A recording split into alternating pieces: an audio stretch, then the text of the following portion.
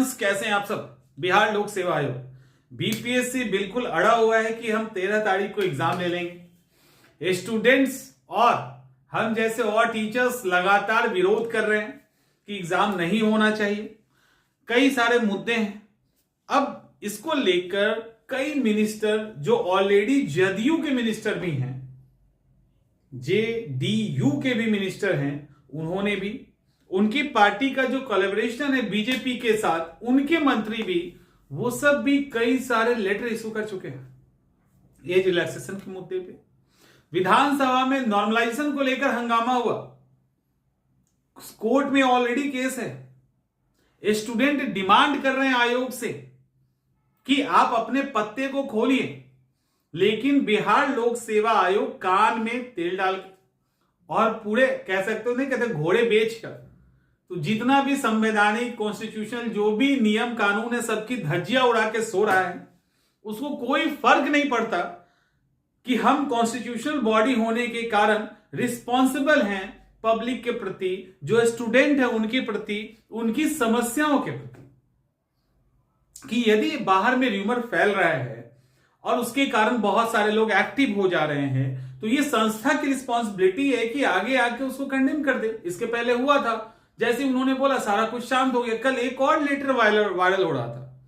वो जो letter viral हो रहा है, अब उस पर बोला गया कि सर इस पे बताइए। अब इससे ऐसी छोटी छोटी चीजों पे डिस्टर्ब करना, एग्जामिनेशन नजदीक है तो ये सही नहीं है। अब सवाल ये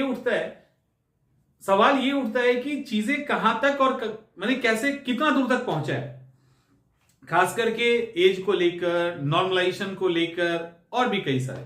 देखो, आयोग की तरफ से अगर कहो तो आपके फेवर में कुछ सूचना नहीं मिल पा रही है।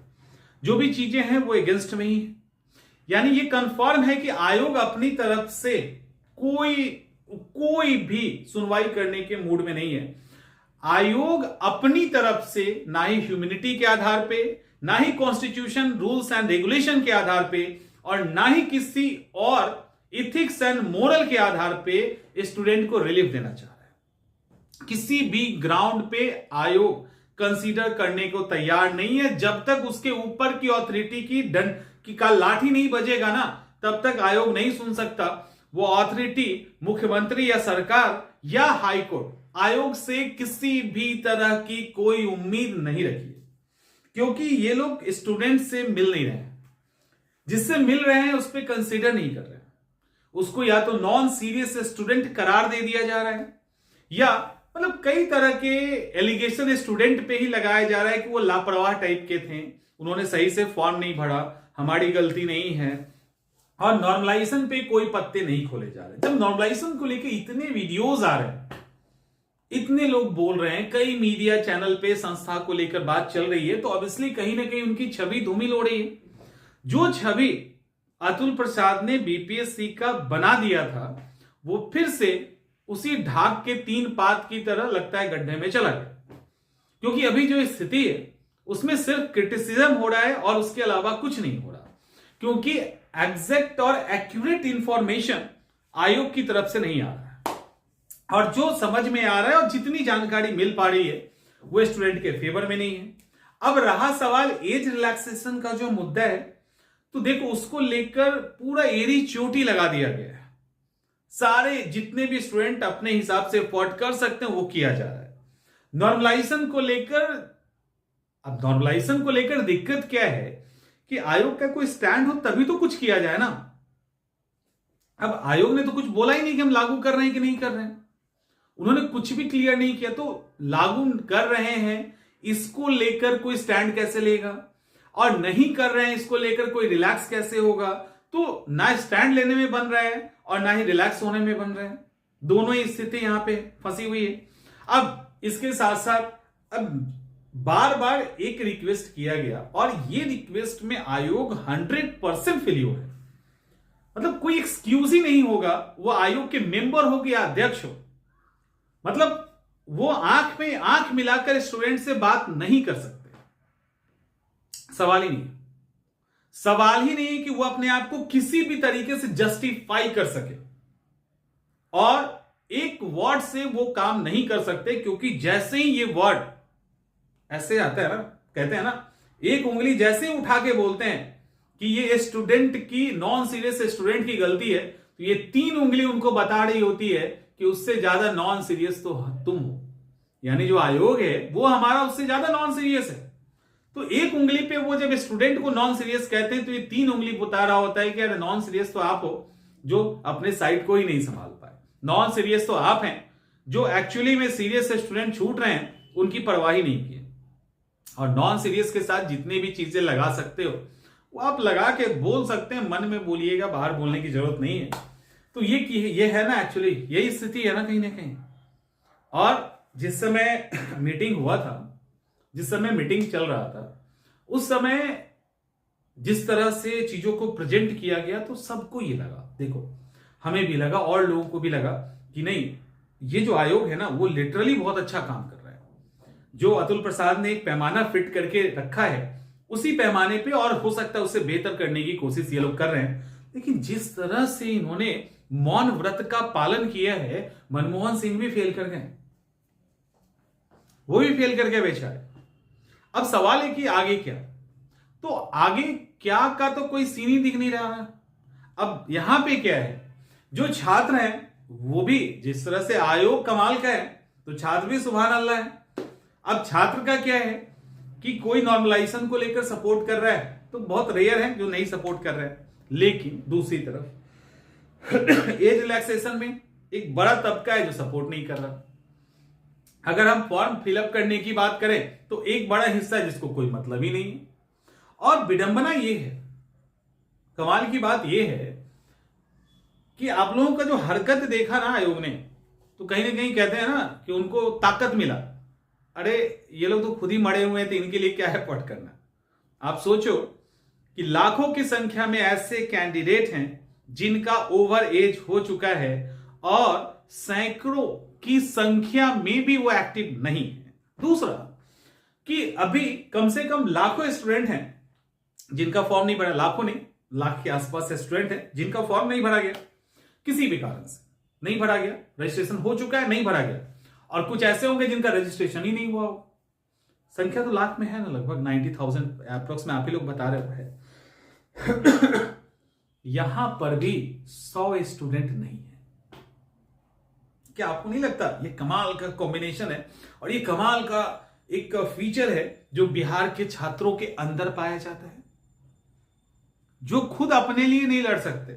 और अगर जहां तक मेरी जानकारी है कि अलग अलग टीचर्स इंक्लूडिंग मी, कि अगर उनके प्लेटफॉर्म पे आप जाओगे इतने मैसेज आप देखोगे कि लगेगा कि अरे इतने सारे लोगों को दिक्कत है।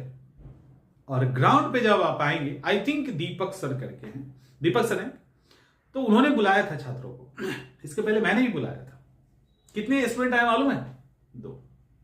मैंने बोला कि बस 2 ही को चाहिए और तो चाहिए नहीं किसी को, 2 ही को चाहिए। उन्होंने भी बुलाया कि चलो, मेरा तो एज को लेकर था, उनका था फॉर्म जिनका नहीं भरा गया उसको लेकर था। शायद कोई गया या नहीं गया पता नहीं, मतलब नहीं गया, मतलब गया भी होगा तो उतना ही संख्या होगी 2 4 5 की। तो स्थिति ये है, एक्चुअल स्थिति ये है कि कोई आपके लिए अगर खड़ा भी हो रहा है तब भी आप खुद के लिए खड़े नहीं हो रहे हो। तो जब खुद के लिए खड़े नहीं हो रहे हो और आयोग के पास प्रॉपर सिस्टम है, उनके पास प्रॉपर रिसोर्सेज है जिससे वो सब कुछ पता कर लेते हैं। आयोग है ना, तो आयोग ऑटोनॉमस बॉडी है, उनके पास अच्छी खासी मतलब रिसोर्सेज, कहने का मतलब हर मामले में है। तो उनको जानकारी उनके लिए निकालना कोई बड़ी बात नहीं है कि कितने लोग कैसे एक्टिव हैं और कितने लोग क्या एफोर्ड कर रहे हैं। तो वो उस समय अपने आप को समझ लेते हैं कि अगर हम कुछ कर भी दें तो कोई खास फर्क पड़ेगा नहीं। तो इशू ये है। अब सवाल है कि क्या हो सकता है। देखिए, डेफिनेटली आयोग अपनी तरफ से पूरी तैयारी कर रहा है 13 तारीख को एग्जाम देने का।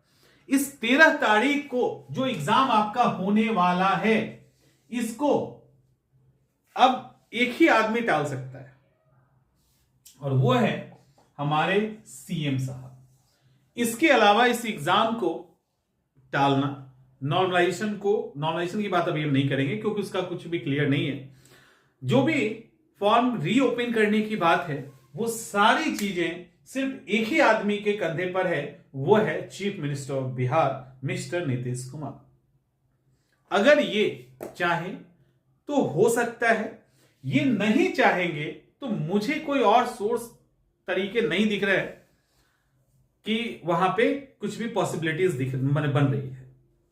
हाँ, ये चाहेंगे तो 1 दिन का काम है, 2 घंटे का काम है, छोड़ दो, ये बोलेंगे सीरियसली और वो चीज एग्जीक्यूट उसी समय हो जाएगा। लेकिन अदरवाइज संभावनाएं बहुत कम है, क्योंकि स्टूडेंट्स के अंदर यूनिटी नहीं है और स्तर पे चीजें फेल होती जा रही है धीरे धीरे करके। तो जितना भी आपके पास एफर्ट है, सब लोग एक साथ मिल जाइए और इन पे लगा दीजिए, इनसे मिलने की कोशिश कीजिए, रिक्वेस्ट कीजिए, तो ही पॉसिबिलिटीज है कि कुछ हो सकता है। अब जो सामने करवा सच है उसको तो एक्सेप्ट करना ही पड़ेगा, उससे आप डिनाई नहीं कर सकते।